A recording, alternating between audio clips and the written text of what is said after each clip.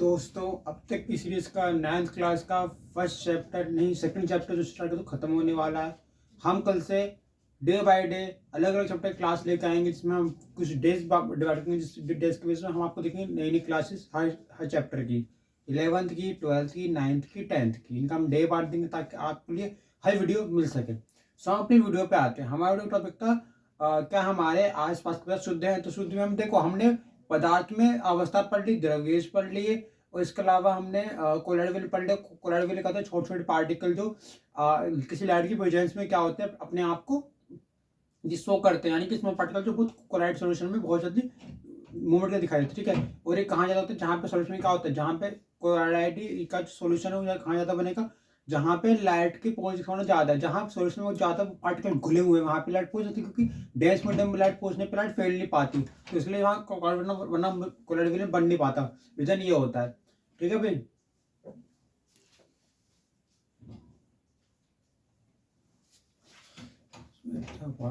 ठीक है। तो ये देख सकते हैं आप, तो थोड़ा फेस करना कटे तो देखिए। अब हमने जितना पढ़ा उसको हमने रिकॉल कर लिया, कोलॉइड ने पढ़ लिया, सब कुछ समझ लिया। अब मैं बात करने वाला हूँ कि आप कैसे मिश्रण को पृथक कर सकते हो। देखो, मिश्रण हो तो उसे पृथक करना पड़ता है। आप कैसे पृथक कर सकते हो, ये कुछ इस तरह से कि आपके पास बहुत सारी टॉफियां पड़ी हुई है, आपको एक टॉफी छाटनी है तो आपको अलग अलग करनी पड़ेगी सारी टॉफियां। इसी तरह आपको क्या है, आपके पास बहुत सारे मिश्रण रखे हुए हैं, उन मिश्रण में से आपको सही मिश्रण छाटना है, तो आपको उसे पृथक करना पड़ेगा। पहला क्या चीज है, पहला चीज बोलते हैं आपकी नमक तथा कपूर को गर्म करके नमक तथा कपूर को अलग करना। देखो भाई, मिश्रण पट्टी करने में फर्स्ट लिख रहा हूँ।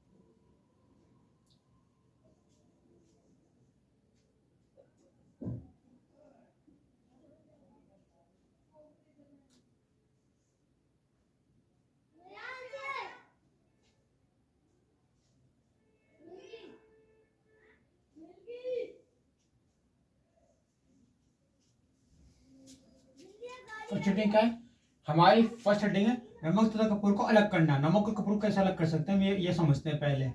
थ्योरी बहुत बड़े तो थ्योरी बोल के समझते हैं। देखो हेडिंग क्या है, हेडिंग में मिश्रण को अलग करना। एक बार दो मिश्रण है, एक नमक है एक कपूर है। नमक कपूर की अवस्था अलग अलग है। कपूर कैसा है, कपूर ठोस है, नमक भी ठोस है, पर दोनों मतलब इतने पे ठोस है, पर इनके जो स्टेज जो कैपेसिटी है वो अलग अलग है। कपूर को गर्म करके तुरंत कपूर गर्म हो जाए, क्योंकि जो कपूर के मोलिक्यूल है वो एक रिएक्शन करते हैं, अभिक्रिया करते हैं, बोलते हैं उत्पादन अभिक्रिया। तो कपूर के पास क्या है कि एक ऐसी पावर है, कपूर जल्दी जल्दी गर्म हो जाएगा और गैस आवाज में कन्वर्ट हो जाएगा। बट नमक को देखो, नमक क्या है, नमक एक ऐसा, नमक क्या है, नमक आपके पास एक ऐसा ठोस है जो सॉलिड है। नमक के पार्टिकल भी जो कोवेलेंट बॉन्ड है वो थार्ड बना पड़ा है, NaCl का, जो भी आप बोल रहे हो वो थार्ड है, जिस कारण नमक के मोलिक्यूल जुड़े हुए हैं आपस में। अगर नमक के मोलिक्यूल जुड़े आपस में, देखो ये नमक के ऐसे मोलिक्यूल जुड़े हुए हैं, नमक, ये देखिए ये नमक के मोलिक्यूल है, देख रहे हैं आप, एक नमक का मोलिक्यूल है। इसमें क्या है, एक हार्ड बॉन्डिंग है, एक हार्ड बॉन्डिंग होने के कारण वो हार्ड है। अगर आप इसे गर्म करोगे तो उसकी एक बॉन्डिंग हटेगी, एक बॉन्डिंग हटने टाइम लगेगी, फिर दूसरी बॉन्डिंग हटेगी। तो ये बहुत एक मोस्ट प्रोसेस में बहुत ज्यादा एनर्जी लगानी पड़ेगी। तो अगर आप नमक कपूर में अलग करो तो आप नमक को अलग करने में क्या करोगे, फोर्स लगाओगे, फोर्स नहीं तो इसे देखो तो आप इसे गर्म करने में हीट लोगे। अब हीट देने पे क्या होगा कि जो नमक है वो पहले कन्वर्ट होगा द्रव में, फिर कन्वर्ट होगा गैस में, क्योंकि नमक के बीच हार्ड कोवेलेंट बॉन्ड है, तो मॉलिक्यूल बॉन्ड धीरे धीरे दूर होंगे। बट कपूर को देखो, कपूर के पास एक नेचर में क्वालिटी है जिसे बोलते हैं हम क्या, ऊर्ध्वपातज प्रोसेस, ऊर्ध्वपातज क्रिया। ऊर्ध्वपातज क्रिया में क्या होता है कि ठोस से गैस बनता है, इसलिए नमक और कपूर को गर्म करने में अंतर होता है ताप का।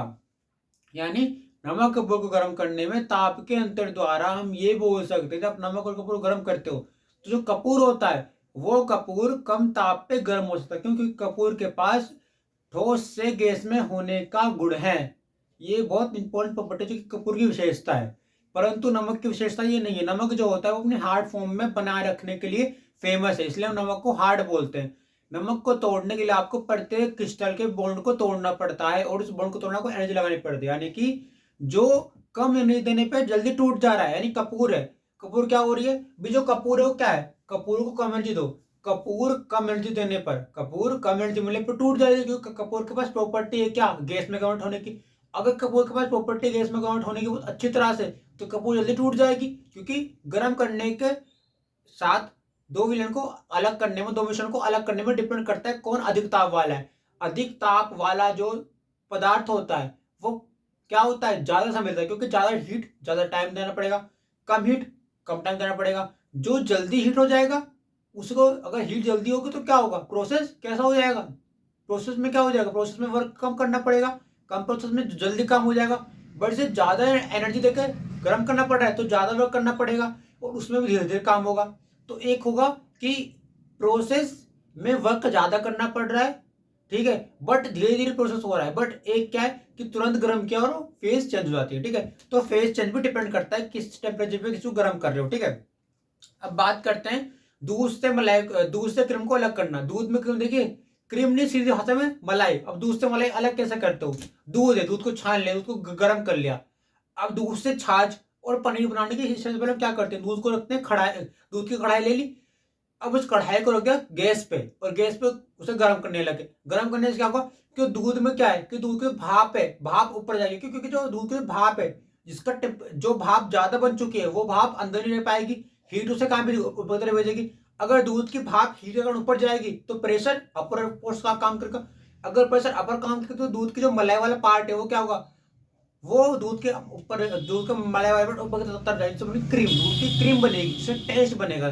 तो क्रीम कब निकली, जब हमने उसको गर्म किया। गर्म करने पे क्या होगा, उसको जो हैवी पार्टिकल थे वो हैवी पार्टिकल ने मिलकर एक लेयर बनाई, जो लेयर हाई प्रेशर के कारण अंदर रह नहीं पाई और उसके मॉलिक्यूल ने उसे अपवर्ड फोर्स लगाई, जिस फोर्स के कारण क्या हुआ कि ऊपर की तरफ तैर के हमें मिल गई, ठीक है। तो दूध से क्रीम को, मलाई को अलग करना। अब छाछ पनीर का सवाल, तो छाछ में वही कैसे, अब पनीर को क्या करते हैं, पनीर को वही जो मलाई है उस मलाई को गर्म कर लिया, मतलब वो मलाई ली, उस मलाई को थोड़ी देर ठंडा कर लिया, ठोस अवस्था में कन्वर्ट कर लिया, उससे पनीर को, अब सॉरी, हाँ, मतलब पहले मलाई का काम कर लिया, फिर दूध से गर्म करके उसे पनीर निकाल लिया। हम पनीर ने हम सोचे मलाई कैसे निकली, मलाई कैसे निकली, दूध से, दूध को गर्म किया, गर्म करते उसकी फेज चेंज हुई, फेज चेंज होने में क्या हो कि प्रेशर बना, क्योंकि हीट ज्यादा बनी तो प्रेशर अपवर्ड मूवमेंट करने की कोशिश कर रहा है। अगर प्रेशर हीट के अपोजिट काम करने की कोशिश कर रहा है तो इस केस में क्या हो रहा है कि दूध के अंदर की तरफ मूवमेंट होगी पार्टिकल के, जिससे क्या होगा कि दूध के पार्टिकल में जो नीचे वाले पार्टिकल होंगे, जो अब जैसे पतीला है, नीचे नीचे आग लग रही है, ठीक है। अब दूध में छोटे छोटे पार्टिकल हैं, अब मैंने इस पतीले को गर्म कर रहा हूं, तो गर्म करने पर जो हैवी पार्टिकल है वो अपर मूवमेंट करने की कोशिश कर रहे हैं। जो पार्टिकल हैवी पार्टिकल है, जो तो इसलिए आप किसी भी मिश्रण, दूध को अगर गर्म करोगे तो दूध को गर्म करने में क्या करोगे, उसके छोटे छोटे पार्टिकल को अलग करोगे, जिससे हमें मलाई मिलेगी, क्योंकि हाई प्रेशर के कारण वो मलाई ऊपर की तरफ आ जाएगी और उस मलाई को छानने के लिए हम इजीली गर्म करेंगे, ताकि छानने में क्या होगा कि हमें मशीन लगानी पड़ेगी, बट इजिली करने के लिए मैंने क्या किया, गर्म कर दिया, गर्म करती भाप बनी, क्योंकि एयर की डेंसिटी ज्यादा होगी, अंदर बहुत ज्यादा मात्रा में क्या हुआ, अंदर बहुत ज्यादा मात्रा में एक वो बन गई, लेयर बन गई, जो लेयर अंदर रह नहीं पा रही, क्योंकि अंदर बने हल्का बन चुका और लेयर भारी है। अब भारी लेयर हल्के बने में रहेगी तो दिक्कत होगी, इसलिए भारी लेयर अपने हल्के मीडियम से ऊपर आने की कोशिश कर रही है, जिससे दूध से मलाई निकल रही है। तो दूध से मलाई निकालने के लिए सिर्फ आपको गर्म करना पड़ेगा और गर्म करके आपको प्योर मात्रा में प्योर मलाई मिलेगी, क्योंकि केमिकली आपको केमिकल डालना पड़ता है, बट इस आपको जो मलाई मिलेगी तो प्योर मलाई होगी, इसमें बहुत ज्यादा मात्रा में क्या होगा, दूध के प्रोटीन, दूध के जो पोषक तत्व पा जाएंगे, ठीक है। अब बात करते हैं भाई, अलग अलग तो सबको कर लिया, अलग सबको कर लिया। अब बात करते हैं भाई, अब हमने 2-3 हेडिंग है, उसके बाद हमारा टॉपिक खत्म हो जाएगा, फिर मैं कुछ क्वेश्चन है वो मैं बोलूंगा वर्बली, आप समझ लेना, कुछ लिए मैं लिख दूंगा यहाँ पे, ठीक है। दो चीज बताऊंगा भाई, पृथक्करण भी कर लिया, नमक कपूर को अलग कर लिया, दूध को अलग कर लिया। नमक कपूर में क्या हुआ, टेम्परेचर का डिफरेंस था, तापमान, जो कम तापमान जिसमें काम कम करना पड़ रहा है उसे कम तापमान में जल्दी हमने प्रोवाइड कर लिया, यानी कि कपूर था, कपूर को गर्म करने में, यानी नमक तथा कपूर को अलग करने में यह निर्भर करता है कि जो पदार्थ कम समय में, जो पदार्थ कम समय में जल्दी गर्म होगा वह हमें जल्दी प्राप्त होता है। इसलिए कपूर को जब हम गर्म करते हैं तो इसकी प्राकृतिक विशेषता होने के कारण हम इसे ठोस से गैस में कन्वर्ट करते हैं, क्योंकि इसके पास प्राकृतिक विशेषता है ठोस से गैस में बदलने की। क्योंकि ये उत्पादन क्या करता है, कपूर को पूजा में यूज किया, आग जलाई, तुरंत क्या हुआ, गैस में कन्वर्ट हुआ और आसपास लेयर बननी शुरू होगी। तो वो लेयर क्यों बनी, क्योंकि कपूर ने अपने अंदर की जो एनर्जी थी, उस एनर्जी से जो वाटर निकाला, वो वाटर उस तेल में मिल गया, जिसके कारण लेयर बन जाती है और हमें घी जैसी दिखाई देती है। अब वही चीज यहाँ काम करती है। और नमक बात करो, नमक भी इसका कोवलेंट बहुत हार्ड है। मैंने बोला ना ये नमक है, ये नमक के 3 पार्टिकल जुड़े हुए हैं, ट्रायंगल शेप में एक नमक है। अब मैंने इस नमक को तोड़ना सीखा, पहले इसका एक बूंद हटेगा, नमक का एक बूंद हटा, यानी कि नीचे गिरा, एक गिरा नीचे, 2 रहेगा मेरे पास। अब इन 2 को मैं ब्रेक करूंगा, ब्रेक करते करते एक टूटेगा। अब इससे देखो, जो एक पार्टिकल रह जाएगा वो पार्टिकल जल्दी नहीं पाएगा, क्योंकि वो लास्ट पार्टिकल रहेगा। तो इसलिए नमक के परते बड़े होने आपको एनर्जी लगानी पड़ रही है, लेकिन ये एनर्जी इक्वल नहीं, क्योंकि कोई पार्टिकल ज्यादा बॉन्डेड है, कोई कम बॉन्डेड है। तो हर बॉन्डेड के हिसाब से आप फोर्स अपनी एनर्जी लगा रहे हो। ठीक है भाई, अलग अलग कर लिया मिश्रण को। तत्व क्या होता है, समान परमाणु वाले पदार्थ को तत्व कहते हैं। क्या, समान परमाणु वाले पदार्थ को तत्व कहते हैं। एफी है, एफी में केवल एफी रहेगा, सिंपल एफी, एफी के परमाणु है। सोडियम में सोडियम के परमाणु है, यानी समान परमाणु काम कर रहे हैं। मैग्नीशियम में सिंपल मैग्नीशियम का परमाणु है। तो तत्व क्या है, समान परमाणु वाले वे पदार्थ जो कुछ नई संरचना कर रहे हैं, कुछ नया बना रहे हैं, वो तो तत्व है। समान परमाणु पदार्थ में तत्व होते हैं। फिर सोडियम में क्या है, अगर बोलो सोडियम में, मैंने प्योर सोडियम लिया, तो सोडियम में प्योर सोडियम के पार्टिकल होंगे, मैग्नीशियम में प्योर मैग्नीशियम पार्टिकल है। मैं पार्टिकुलर एलिमेंट को, मैं किसी विशेष तत्व को तत्व क्यों बोल रहा हूँ, क्योंकि तत्व के पास क्या है, एक समान संगठन है। इसे तत्व की क्या विशेषता है कि समान परमाणु वाले पदार्थ ही तो तत्व होते हैं। याद रखना, यौगिक क्या होते हैं, तत्वों से मिलकर यौगिक बनते हैं। यौगिक अलग अलग हो सकते हैं, जैसे नमक के यौगिक है NaCl, क्योंकि इसमें सोडियम भी क्लोराइड भी है, तभी टाइम लगता है तोड़ने में। यौगिक के मिश्रण में क्या अंतर है, यौगिक 2 या 2 से अधिक पदार्थ के समांगी मिश्रण को, 2 या 2 से अधिक पदार्थ के समांगी मिश्रण, नहीं, यौगिक क्या होते हैं, यौगिक तत्वों से मिलकर यौगिक बनते हैं। ठीक है, ठीक है, तत्वों से मिलकर क्या बनते हैं, यौगिक बनते हैं। मिश्रण क्या होता है, जो 2 या 2 से अधिक पदार्थ का समांगी मिश्रण होता है, उसे हम मिश्रण बोलते हैं। ठीक है, यौगिक क्या हो गया, यौगिक तत्वों से मिलकर बन गए यौगिक, और 2 या 2 से अधिक के समांगी मिश्रण क्या बोलते हैं, मिश्रण। बट यौगिक क्या है, यौगिक को आप चेंज कर सकते हो। कैसे, NaCl दे रखा है, वो NaCl को तोड़ दो, तोड़ने में आपको 2 अलग अलग चीजें मिल जाएंगी, सोडियम भी क्लोराइड भी। बट मिश्रण में क्या है, मिश्रण तो अपरिवर्तनशील है, चेंज नहीं हो सकता। अब दूध को, अब NaCl को अलग करके हम क्या बोलेंगे, NaCl है। अब तुमने दूध से मलाई निकाल ली, पनीर निकाल लिया, पर तुम ये बोलोगे पनीर बन गया, क्यों, क्योंकि फिजिकल प्रॉपर्टी तो सेम रहेगी, फिजिकल प्रॉपर्टी थोड़ी चेंज होगी, अंदर की प्रॉपर्टी चेंज हुई है, यानी केमिकल प्रॉपर्टी चेंज होगी, मिश्रण की फिजिकल प्रॉपर्टी तो वही है। तो फिजिकल प्रॉपर्टी चेंज नहीं हुई तो वो परिवर्तनशील नहीं है। टॉपिक सिंपल सा है, NCERT पढ़ोगे, लाइन 2 लाइन मिल जाएंगी। जो मैं बताया वही मैं समझा दी कि तत्व यौगिक क्या होता है, यौगिक तत्व से मिलकर यौगिक बनता है। मिश्रण 2 से अधिक के समान मिश्रण को हम मिश्रण बोलते हैं। ठीक है, यौगिक भी हो गया। अब यौगिक क्या है, परिवर्तनशील, क्योंकि N और सेल को अलग कर दो, भौतिक अवस्था होगी तो N और सेल अलग अलग बोलेंगे। मिश्रण की बात करो, मिश्रण में क्या है, दूध से भले पनीर निकालो, खोया निकालो, पर दूध तो दूध है, भौतिक अवस्था थोड़ी चेंज होगी उसकी। जहां भौतिक अवस्था चेंज नहीं होगी वह संगठन चेंज हो सकती, क्योंकि किसी भी पदार्थ का संगठन उसकी भौतिक अवस्था पर निर्भर करता है, क्योंकि भौतिक अवस्था में सबसे पहले दिखाई देता है कि रासायनिक अवस्था। ठीक है, भौतिक परिवर्तन। अब भौतिक परिवर्तन और रासायनिक परिवर्तन की बात करो तो ये टॉपिक भी है, चलो कोई नहीं, क्वेश्चन होंगे इसके। एक क्वेश्चन देख रहे थे मेरे पास, क्वेश्चन में लिख देता हूँ एक बार, समझ आ गया, प्रतिकरण हो गया, बोल के समझा दिया मैंने, समझ के एकदम। NCERT में चीज दे रखी है, समझा दी मैंने अच्छे से। NCERT जो समझाना मेरा काम है, आप भी समझ सकते हैं।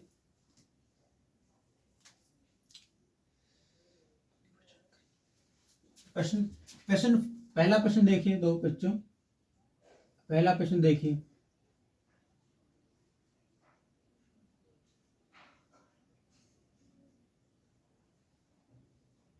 प्रश्न संख्या फर्स्ट, पहला प्रश्न देखिए, शुद्ध पदार्थ की पहचान करें।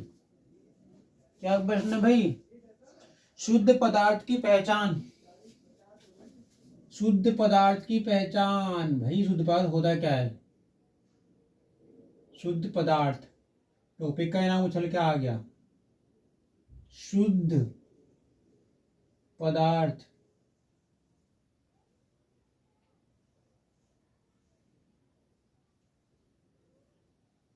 की पहचान।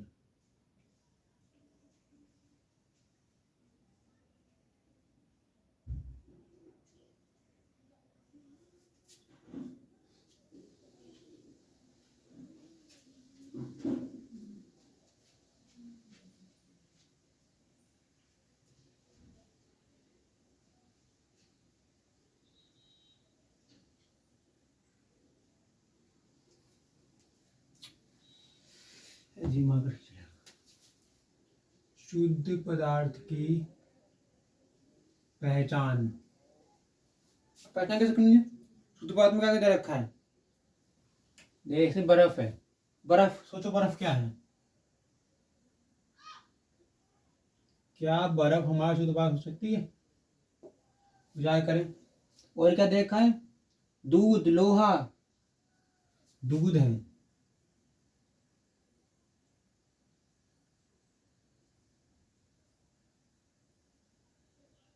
लोहा है, लोहा तो 100% है, लोहा तो जरूर है। लोहा के बाद क्या है? NaOH है, HCl। अब HCl शुद्ध पदार्थ नहीं लग रहा देखने से। NaOH और पारा शुद्ध पर पहचानने। शुद्ध पदार्थ की पहचान कैसे करोगे? तुम्हारे पास बर्फ भी है, दूध भी है, लोहा भी, HCl भी है, NH भी है। क्या शुद्ध पहचान कर सकते हैं आप लोग? देखिए बर्फ, बर्फ होती क्या है? गोला, बर्फ का गोला।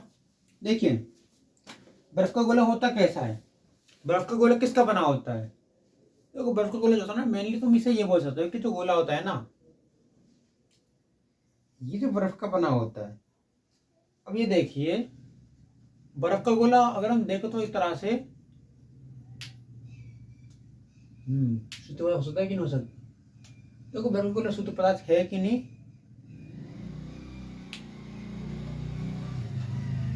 अगर एक तो सिंपल बात है कि बर्फ तो, अगर बर्फ को देखो तो बर्फ तो एक शुद्ध पदार्थ है, बर्फ में कुछ हो रहा है नहीं, वो सिंपल बर्फ की फॉर्म में है।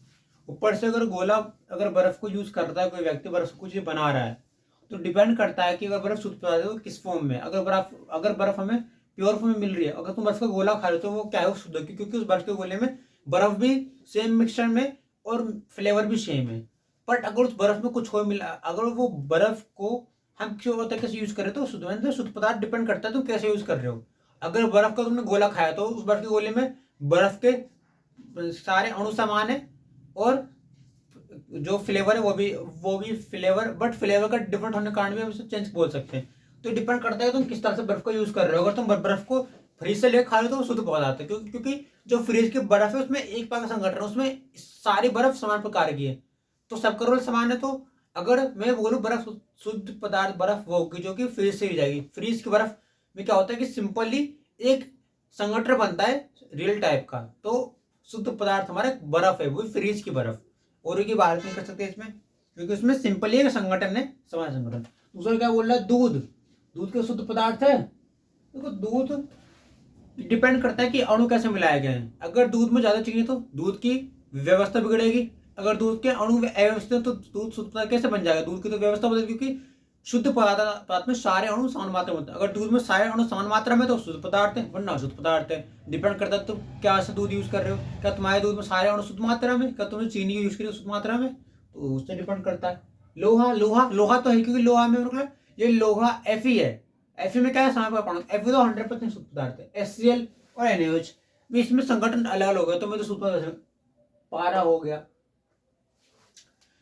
शुद्ध पदार्थ आपका बर्फ हो सकती है, बट अगर आप उसे प्योर फॉर्म में ले लो तो वो शुद्ध पदार्थ है, बट कुछ मिला दोगे तो वो शुद्ध पदार्थ ना होगा, अशुद्ध बन जाएगी, क्योंकि शुद्ध पदार्थ में संगठन एक समान होता है। इसके अलावा तुम्हारा दूध, दूध क्या है कि दूध अगर तुम ले रहे हो, दूध में सब कुछ इक्वल मात्रा में तो शुद्ध पदार्थ है। चीनी वगैरह सब कुछ इक्वल मात्रा में, तो क्योंकि डिफाइन मात्रा होती है शुद्ध पदार्थ में, तो वो शुद्ध पदार्थ है। दूध के अलावा अगर तुम कोई लोहा, लोहा तो है ही, लोहे में क्या सिंपली लोहे का समान परमाणु लोहा तत्व है, समान परमाणु वाले पदार्थ हैं तो शुद्ध पदार्थ है। HClNOH ये नहीं, क्योंकि डिफरेंट डिफरेंट होकर पैरेलल हो गया। मिश्रण में विलयन पहचान लो। मिट्टी, मिट्टी तुम्हारे विलयन हो सकती है। मिट्टी में सोल्यूट और सॉल्वेंट दो चीज होती है। अब मिट्टी में क्या है कि अगर सोल्यूट सॉल्वेंट की बात करें तो देखो मिट्टी में वाटर के जो होते हैं ना मात्रा, वो अलग अलग टाइप के हो सकते हैं। कहीं वाटर कम है, कहीं ज्यादा है, तो सॉल्वेंट तो मिट्टी है, सोल्यूट वाटर है। अगर वाटर की मात्रा आगे बस होगी तो दिक्कत, मतलब वाटर की मात्रा अगर कम ज्यादा होगी तो उस बेस पर मिट्टी को अलग अलग डिफाइन कर रहे हैं। तो ये जो मिट्टी है ये विलयन हो भी सकती है, नहीं हो सकती, क्योंकि विलयन का काम कर भी नहीं भी कर रही। एक केस में अगर इसके पास वाटर पर्याप्त मात्रा में तो ये विलयन है, वरना नहीं है। दूसरा भी क्या बोलता है, समुद्री जल। जल, अब जल में नमक है और जल है।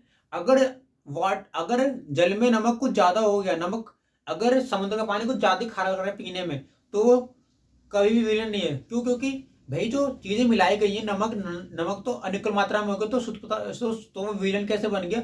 अगर समुद्र के जल में नमक की मात्रा बिगड़ेगी तो जो विलय पदार्थ जो घोला गया है नमक, वो तो बढ़ गया, तो क्या हो, वो तो विलयन रहा ही नहीं।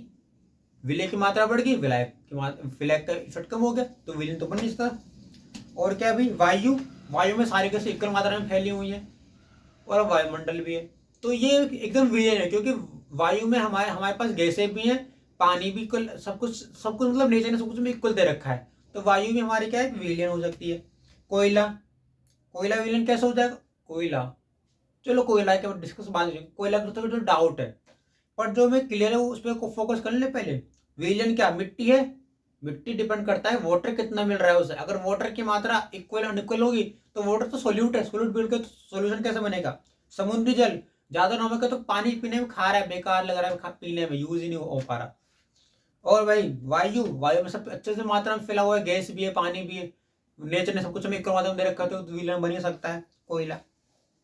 टनल प्रभाव, टनल प्रभाव दिखता है जहां पे अणु में लाइट गिरो और वो छोटे छोटे मूवमेंट कर रहे हैं।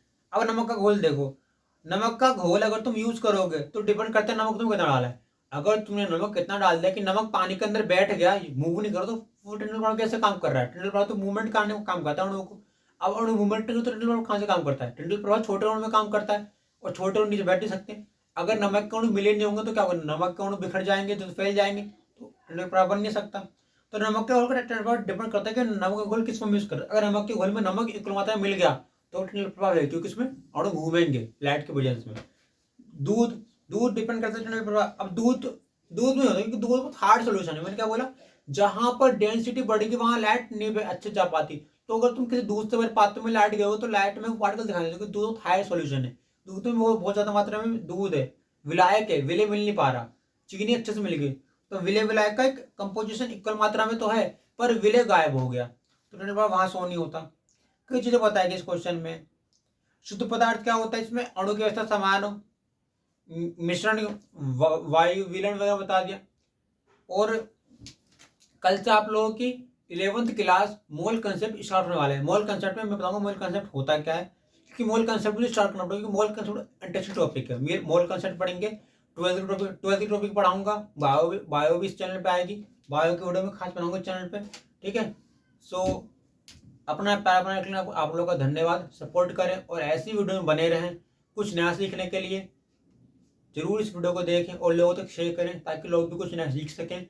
और एक छोटे से क्रिएटर कंटेंट जो आपके में अच्छा कंटेंट लेकर आ रहा है व्यक्ति, उसे भी थोड़ा बढ़ावा मिले और वो अच्छा कंटेंट ला सके। तो आप लोग का बहुत बहुत धन्यवाद हमारे बायोलॉजी स्टूडियो जुड़ने के लिए, और इस हमारे प्यारे चैनल पे अपना प्यार बनाए रखने के लिए। धन्यवाद।